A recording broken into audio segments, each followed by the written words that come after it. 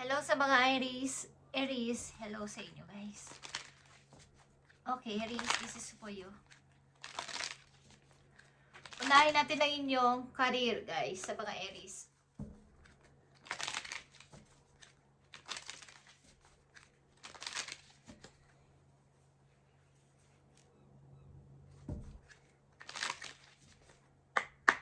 Sa mga Aries, ito. Tingnan natin. At ngayon ay January 25 guys. Okay. Kumusta na kayo guys sa mga Aries? Mukhang dumarami ang inyong ipon at hindi na ito mapipigilan. Aries. Okay, Aries, this is for you. At titignan natin nakapalob dito sa inyong career na to.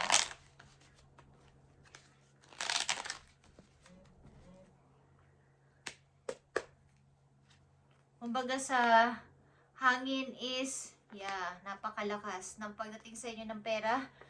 Aries, nakikita nyo ba to at masaya ka dito?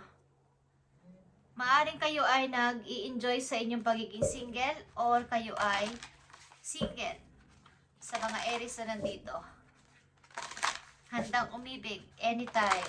Kung may darating o mayroong magpaparamdam o mayroong ibibigay si God is handa kayong umibig muli. Okay, Aries, kayo ay masaya sa pagiging single at may freedom sa sarili.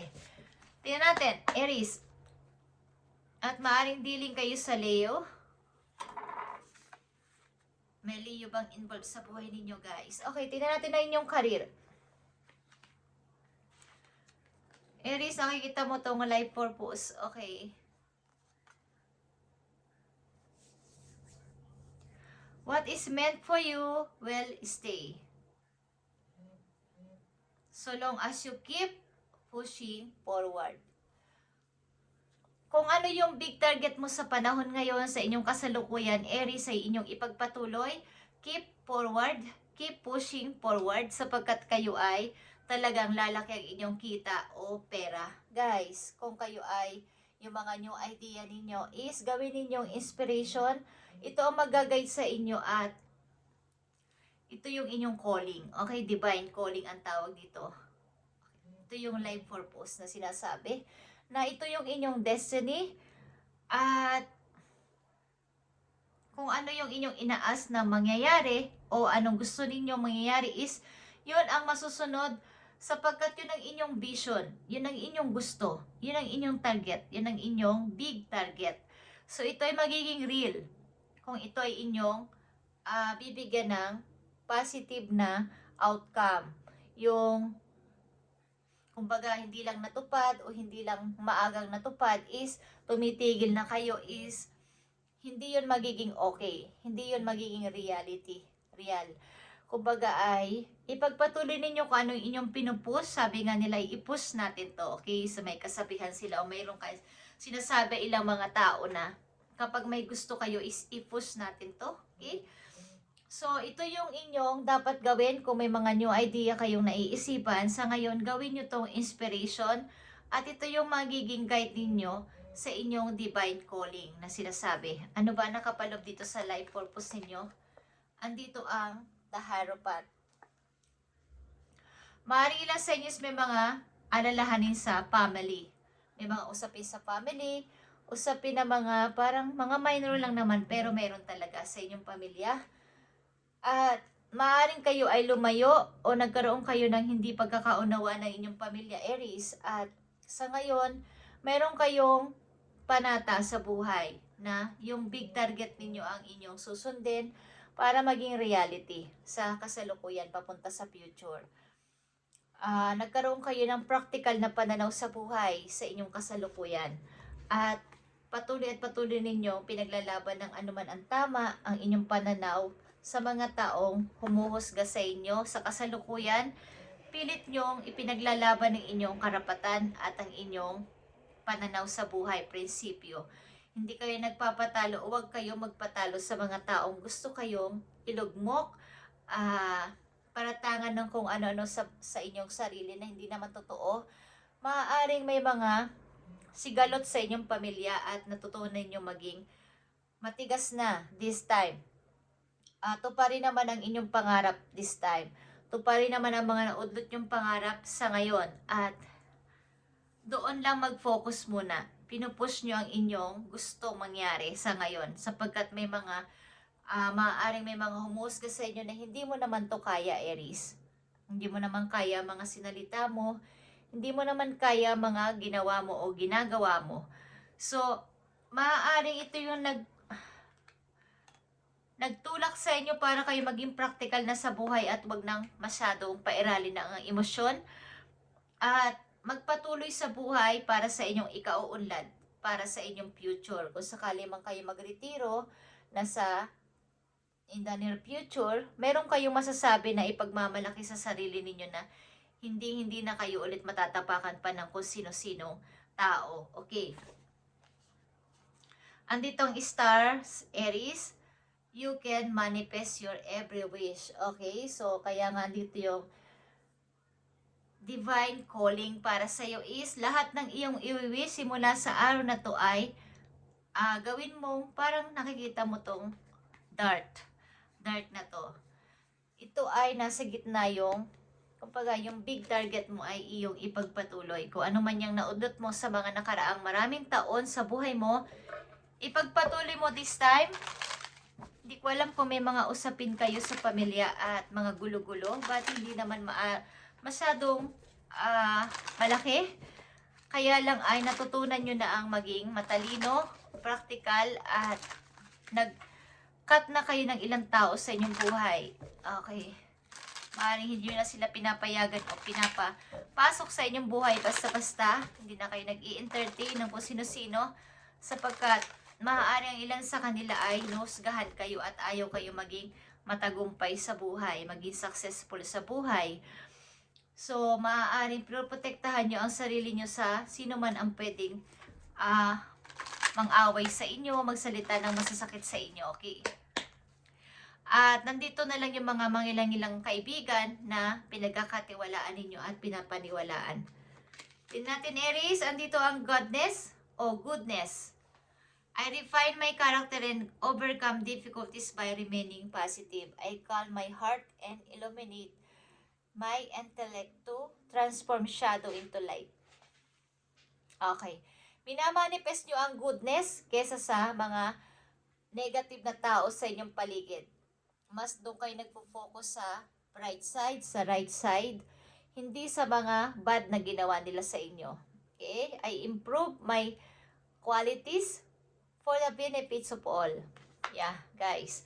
Maaring sa halip na magalit kayo sa kanila ay iniwan nyo na lang sila at natuto kayong mag-cut ng mga taong negative sa inyong buhay. Tinanggal nyo ang ilang mga tao o maraming tao sa buhay nyo na nagdudulot sa inyo ng pasakit at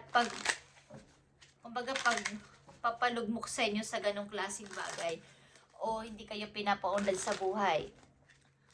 Sa halip ay pinapairal nyo ang kabutihan sa kanila at ino-overcome nyo ang inyong difficult na mga nangyayari sa inyong buhay sa positibong pamamaraan. Hindi kayo nag-iisip ng mga negative na bagay. Okay. Aries, tingnan natin at silipin natin ang inyong pag-ibig. January 25, 2026. Ang pag-ibig ng mga Aries ay actions speak louder than words. Okay. If you want to know what someone is feeling, watch what they are doing. Siguro may nagkakagusto sa inyong tao pero hindi naman pala imik. Hindi naman pala pala sabi ng mga sweet words, pero tingnan nyo sila sa kailang aksyon, hindi sa kanilang mga sinasabi. May mga tao kasing sabi lang ng mga matatamis sa salita, pero kulang naman sa gawa. So, ang tao na inyong makikilala o nakilala na ay hindi naman pala imik, pero masasabi nyo naman na mahal kayo at may respeto sa inyo. Guys, Aries, hindi naman pala salita ng mga sweet words is dinadaan naman niya sa gawa. Okay. Ito ang person na inyong mamimit o nakilala na sa kasalukuyan. Taong hindi pala salita, but may gawa. Okay. Tingnan natin ang paparating sa inyo mga messages. Aries, sa inyong career kayo mag-focus sa inyong ipinush na dati na bigla na lang parang nautlot or hindi natuloy. Pero ipagpatuloy nyo ngayon sapagkat ito ay divine calling para sa inyo. Okay. Sa inyong paparating na message, maaaring meron ditong magsasama-samang pamilya, Aries. Kumbaga, magiging happy family sa hinaharap. Okay, Ten of Cups is here. Happy family ito, magsasama sa isang bubong. May nanay, may tatay, at may mga anak. Okay, Aries. Kaya natin. King of Wands is here. Ito ay iyong energy. Provider kang person. At maaaring kayo din ay businessman or businesswoman. At ma-provide sa inyong pamilya. Palatrabaho, but charming. Okay, Aries. Charming ang iyong mga mata. Maganda mga mata mo, Aries. Okay. Andito ang Six of Swords. Ito ay paglayo talaga sa mga taong madrama sa buhay. Maaaring nag-i-enjoy talaga kayo sa pagiging single or pag-iisa. Yung walang masyadong maraming tao, hindi grounded. Okay. Kumbaga ay masaya kayo na ini-enjoy ang inyong katahimikan, yung may peace of mind. Okay, Aries? At nandito ang 8 of Pentacles, guys. Paglago sa kapirahan to, makakaipon kayo ng money sa mga darating pang araw sa inyong buhay, araw, buwan, linggo, o taon. Guys, is paparami yung inyong money. Umiwas lang kayo sa mga tao talaga na pwede kayong makuna ng information simula sa araw na to. Guys, yung mga information na wag niyong ipagsasabi ang inyong mga lihim sa kanila. Okay. Umiwas kayo sa kanila. Aries. At maaaring ang iyong karelasyon o karelasyon na ngayon o makikilala mo pa is taong hindi pa salita pero ginadaan sa gawa. Huwag mo siya musgahan kung hindi naman nagsasalita ng matatamis sa'yo sapagkat dadaanin naman niya sa gawa ang panunuyo sa'yo o pagmamahal, hindi naman sa salita lang. Okay, may talagang ginagawa niya. Okay, Aries, isang mahalagang message po yo, ikaw ay masaya sa inyong kasalukuyan. At ang ilan sa inyo may anak na lalaki, guys, Aries. O isa kang lalaki. May anak kayong lalaki, okay. Aries, tingnan natin ang inyong message. Okay, Aries. This third passage is here. Trust there's a divine plan. Nakaplano ka din namang ibang bansa. Maybe, okay, nakaplano ka mang ibang bansa. Ito ay divine's plan. At magiging masaya ka dito, okay? Mapapasigaw ka na ikaw ay masaya.